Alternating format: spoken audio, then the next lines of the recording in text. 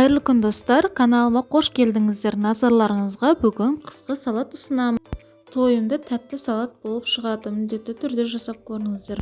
Егер видео ұнаса, менің каналыма тіркеліп, қоңыраушаны басуды ұмытпаңыздар, одан да күшті рецепттер болады. Қызанағымызды, барлық көкөністерімізді жуып аламыз. Сосын баялдығымызды 4-3 етіп тураймыз. Үстіне тұз сеуіп, су құямыз, әшісі кету үшін. Сәбізімізді де турап аламыз. Тәтті бұрышымызды турап дайындаймыз.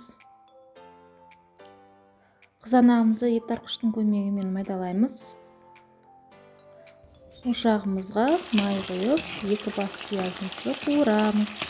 Сосын әші бұрышымызды майдалап турап, тағы да қуырып аламыз.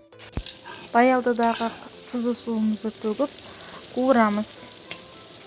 Сәбізімізді салып қуырамыз.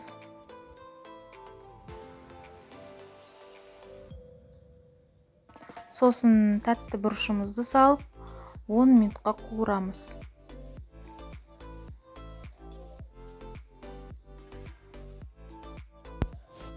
Қараңыздаршы достар, әдемі түсі де міндетті түрде жасаңыздар. Қыста өте тәтті салат болады.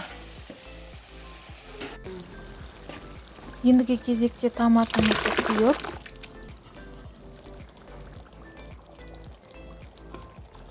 сосын татымына қарай тұзымызды саламыз. Туралған сарымсағымызды саламыз.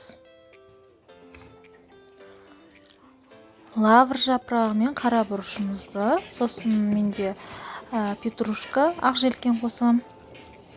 Барлығын 45 минутқа бұқтырып аламын. Банкамызды стерилизациядан өткіземіз. Банкілерімізге 1 шай қасықтан сірке суын құйып, жабамыз банкілерімізді ыстық жерге орап қоямыз. Егер видео ұнаса, менің каналыма тіркеліп, қоңырау шоуды басуды ұмытпаңыз. Тойымда әрі тәтті салат болып шығады. Міндетті түрде жасап көріңіздер достар.